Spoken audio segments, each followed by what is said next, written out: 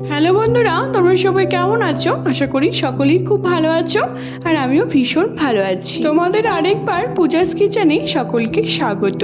আজকে আরেকটি নতুন রেসিপি নিয়ে চলে এসেছি বন্ধুরা। সেটি হলো আমাদের ছোট বড় সকলেরই খুব পছন্দের রেসিপি, সেটি হলো মোচার চপ।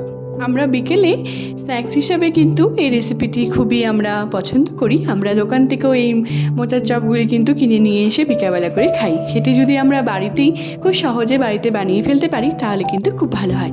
এই রেসিপির সমস্ত উপকরণগুলি আমি আমার ডেসক্রিপশন বক্সে দিয়ে দেবো, তোমরা সবাই দেখে নেবে। সবার প্রথমে আমি বেশ কিছুটা মোচা কেটে নিয়েছি আর কিছুটা আলু। আমি এবার মোচাটিকে ভালো মতো করে কেটে বেজে ধুয়ে নিয়েছি। জলে ভিজিয়ে আমি রেখে দিয়েছিলাম যাতে আমাদের মোচাটি কালো না হয়ে যায়। তোমরাও তাই করবে। তারপর এখানে আমি প্রেসার কুকারে নিয়ে নিলাম, বেশ কিছুটা আলু দিয়ে দিলাম আর মোচা দিয়ে দিলাম। দিয়ে ভালো মতো করে স্বাদ মতো একটুখানি হালকা একটু নুন দিয়ে দিলাম আর দিচ্ছি একটুখানি হলুদের গুঁড়ো। দিয়ে ভালো মতো করে এর মধ্যে আমরা প্রেসার কুকারে আটকে আমি একটা সিটি মেরে নেব, একটুখানি সিদ্ধ করে নেব। তারপর তোমরা নেক্সট স্টেপ দেখো। তোমরা কিন্তু একটাই সিটি মারবে, দুটো কিন্তু মেরো না। এর থেকে বেশি মারলে কিন্তু বেশি গলে যাবে আর খেতে কিন্তু একদম ভালো লাগবে না। আমি একটা সিটি মেরে নিয়েছি আর আমাদের যা যা লাগছে আমি সব কিছু উপকরণগুলি রেডি করে নিয়েছি। আমি আমার ডেসক্রিপশন বক্সে দিয়ে দেবো, তোমরা সবাই দেখে নেবে আমি কি কি নিয়েছি। তারপর বন্ধুরা সব কিছু আমি রেডি করে নেওয়ার পর এখানে আমি গ্যাসে একটি কড়াই বসিয়ে দিয়েছি। এখানে আমি পরিমাণ মতো সরষের তেল দিয়ে দিব। আমি এবার এক এক করে বাদাম আর যে আমরা নারকেল কুচি করে রেখেছিলাম, আমি দু রকমের নারকেল নিয়েছি। এখানে নারকেল কোড়া আর নারকেল কুচি। সবার প্রথমে আমরা বাদামটিকে খুব ভালো মতো করে একটুখানি ভেজে নেব। দেখো আমি কীভাবে ভাজছি, তোমরা চেষ্টা করবে এরকম করেই ভেজে নেওয়ার। আমি ভেজে তুলে নিয়েছি। তারপর আমরা যে নারকেল কুচি করে রেখেছিলাম বন্ধুরা, সেটিকেও আমরা একইভাবে ভেজে তুলে নেব। তারপর তোমরা নেক্সট স্টেপ দেখো। তারপর বন্ধুরা আমরা বেশ কিছুটা নারকেল গুঁড়ো, আমি এরকম করে নারকেল গুঁড়োকে কুচি করে রেখে দিয়েছিলাম, সেটিকে আমরা ভেজে নেব। মোচার চপের মধ্যে যদি এরকম করে নারকেল কুচি করে ভেজে দেওয়া হয় তাহলে পরে কিন্তু স্বাদ কিন্তু দারুণ হয়।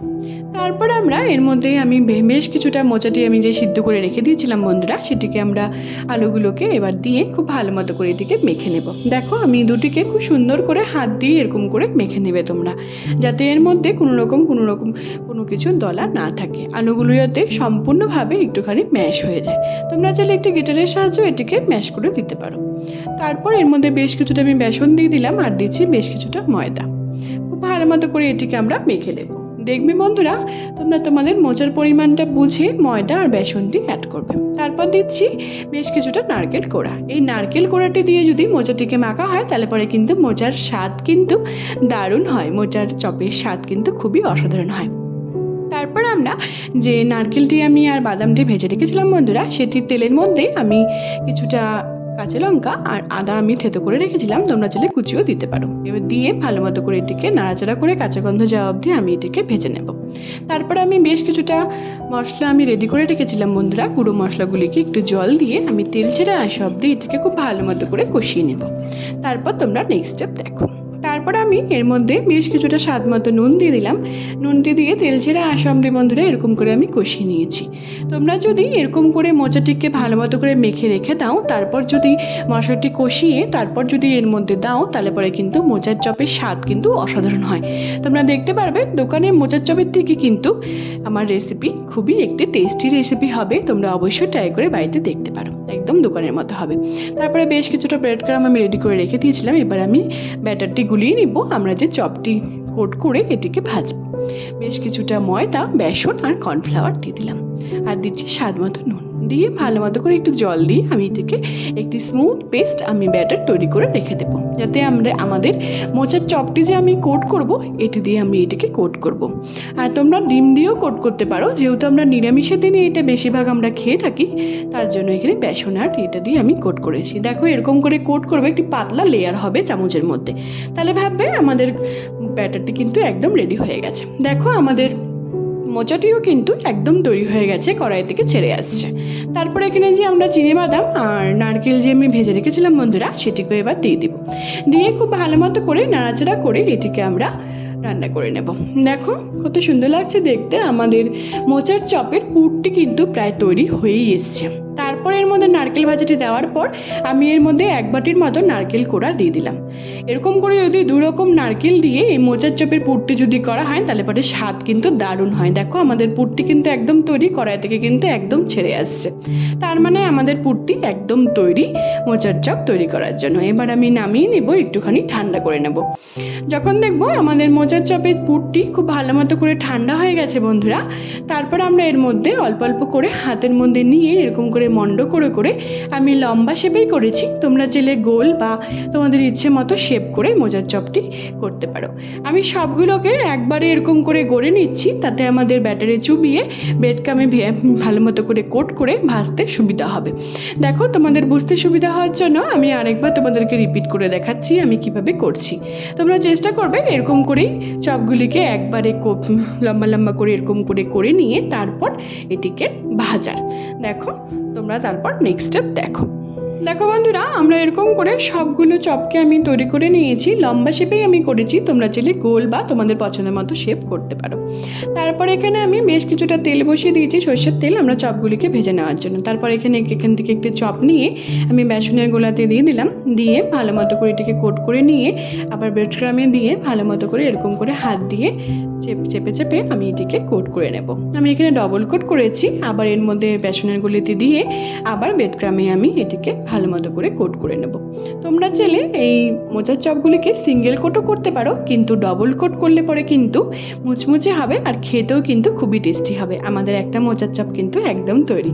তোমাদের বুঝতে সুবিধা হওয়ার জন্য তোমাদের আমি আরেকবার রিপিট করে দেখাচ্ছি, তোমরা দেখতে থাকো আমি কিভাবে কোট করছি। তোমরা এরকম করে যদি তুমি প্রত্যেকটি আমার রেসিপির টিপস ফলো করে তোমরা যদি এরকম করে মোচার চপ বাড়িতেই খুব সহজেই ঝটপট বাড়িতে বানিয়ে ফেলতে পারবে, আর দোকান থেকে কিনে নিয়ে এসে কিন্তু একদম খেতে হবে না। দেখো আমি একটা একটা করে সবগুলো মোচার চপকে এরকম করে আমি তৈরি করে নিচ্ছি, তারপর তোমরা নেক্সট স্টেপ দেখো।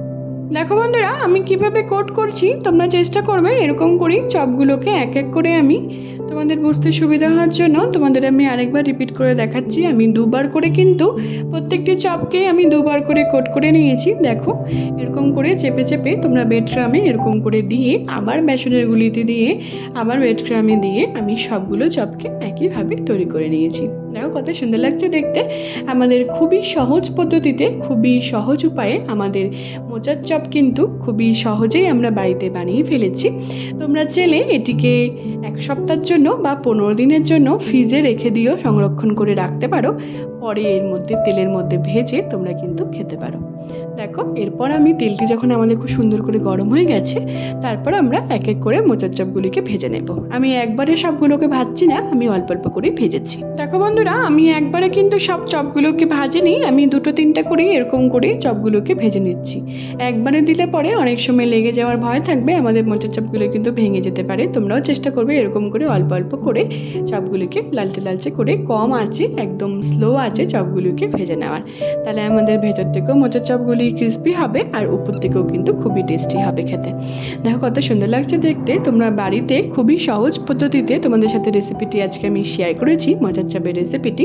বাড়িতে কোনো গেস্ট আসলে বা বিকেলে স্ন্যাক্স হিসাবে তোমরা অবশ্যই বাড়িতে বানিয়ে একবার ট্রাই করে আমাকে জানিও তোমাদের এই মোচার চপের রেসিপিটি কেমন লাগলো। যদি ভালো লেগে থাকে বন্ধুরা আমার এই মোচার চপের রেসিপিটি, তাহলে অনেক অনেক অনেক বেশি শেয়ার করা তোমাদের সকলকে অনুরোধ রইল আমার এই রেসিপিটি। দেখো কত সুন্দর লাগছে দেখতে, খেতে কিন্তু দারুণ লাগবে। এরকম করে আমরা বাদবাকি মোচার চপগুলোকেও সেমভাবেই ভেজে নেব। তারপর তোমরা নেক্সট স্টেপ দেখো।